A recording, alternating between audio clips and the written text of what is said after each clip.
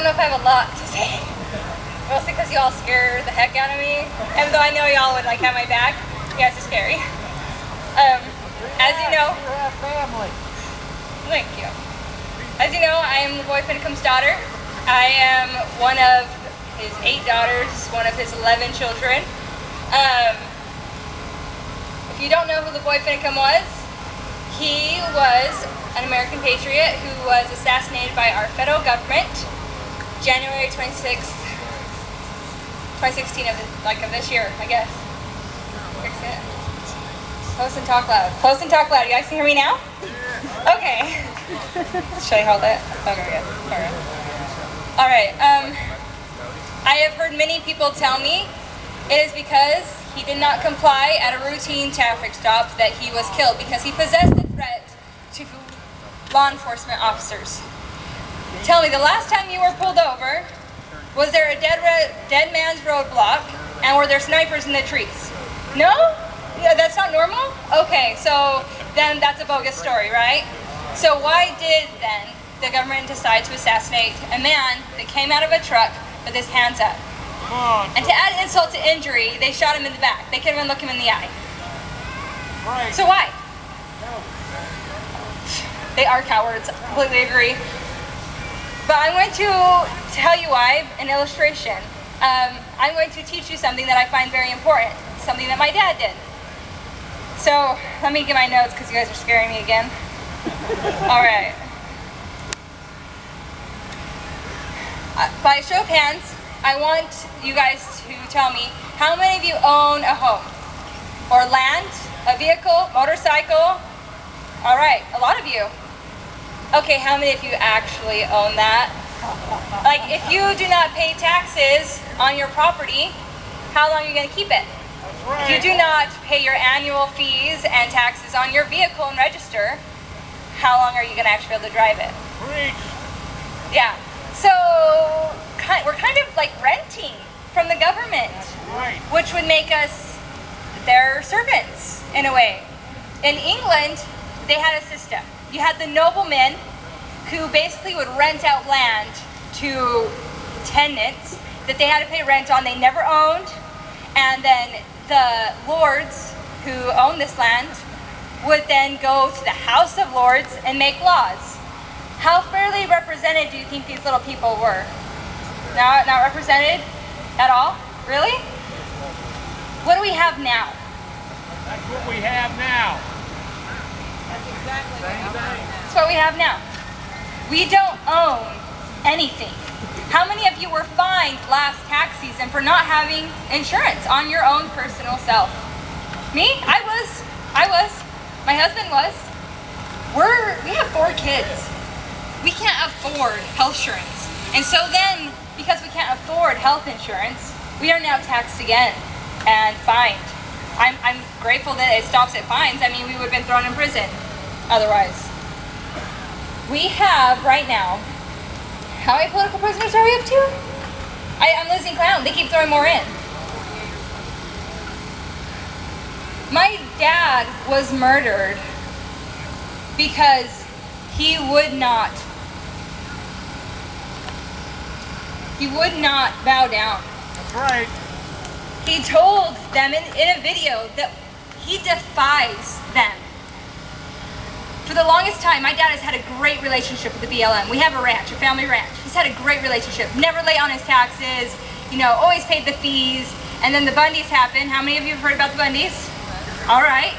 At least I'm an educated bunch. That's so nice.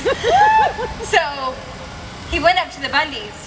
And many of you don't know this, but Cliven was trying to figure out what to do. They had taken his cows. They had threatened his family. And my dad had quietly gone talk to me and said, Cliven, if you don't get your cows, you're just the first one of many. And he's like, you have to stand. And he's like, my dad said, I will stand with you. My dad was someone, he would stand with you. He would stand behind you. He would stand in front of you. But he could not stand for you. And so they got the cows, obviously. My dad comes home, continues ranching, life goes on. We've won the West, hurrah.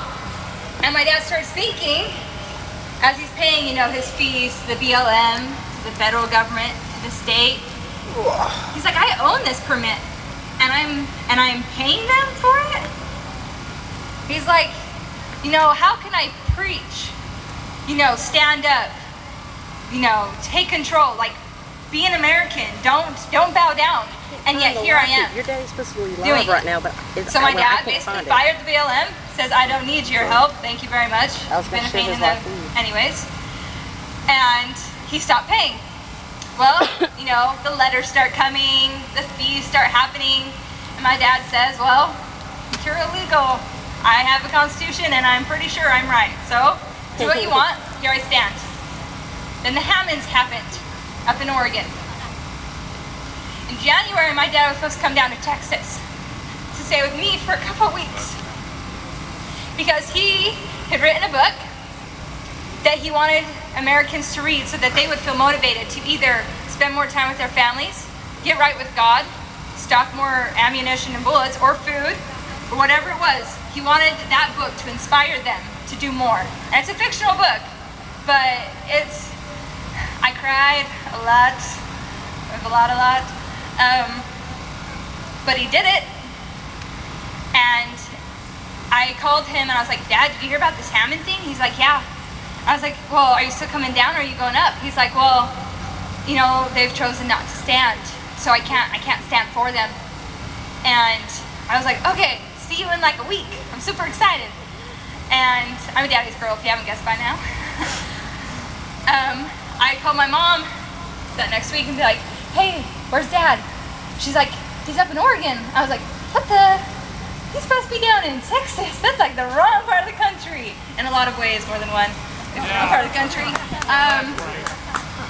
And I wasn't able to talk to my dad after that. Because he was so busy teaching so many people. That's all he did. He would call home to my mom. He's like, I have never taught so much in my life from sunup to sundown. He's trying to get in his sleeping bag and go to sleep. And he still has people talking to him like, teach me. And he did. And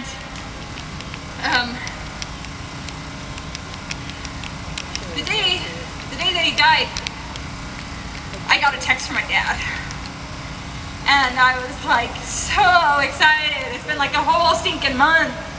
And I was just like so excited. I told him I'd gone to Mexico to Cabo for vacation and I wasn't kidnapped. That was a highlight.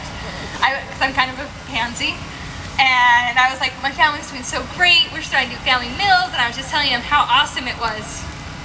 And he's like, that's so wonderful, daughter. Don't forget to pray. And I was like, oh yeah, I love you, Dad. And then 6 hours later, my phone starts blowing up. And I'm like, oh man, my siblings are at it again. And I was like, oh, we'll finish this show. And then I'll, see what this is about. And I just happened to be watching a federal FBI conspiracy TV show.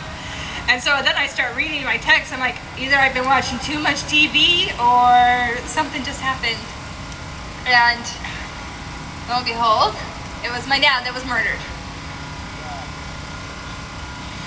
I have heard countless times, I would have been there, but I have children.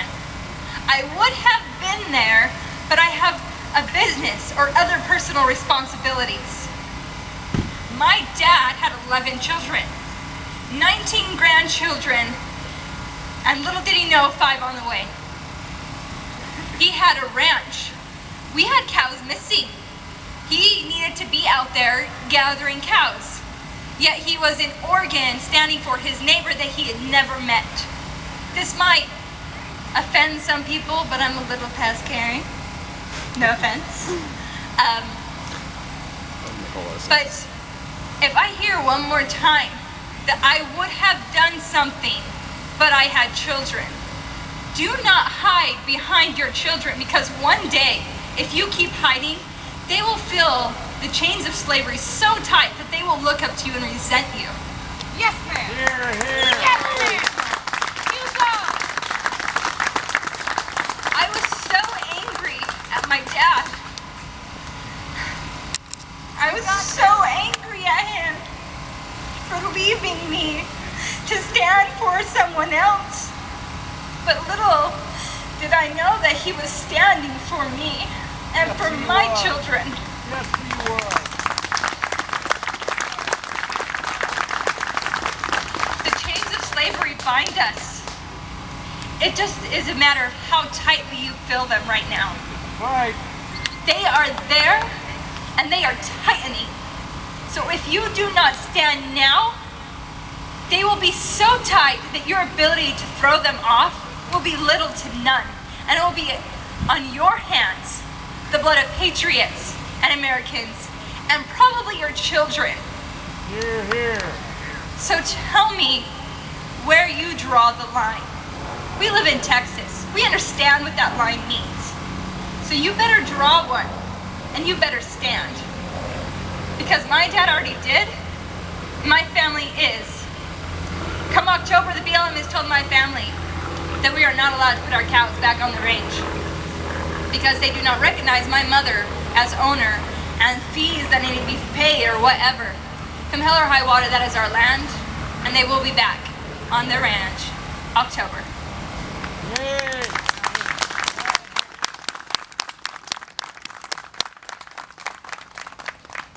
Please find your line and please stand. I'm grateful for all of you all here today, for the love my family has felt.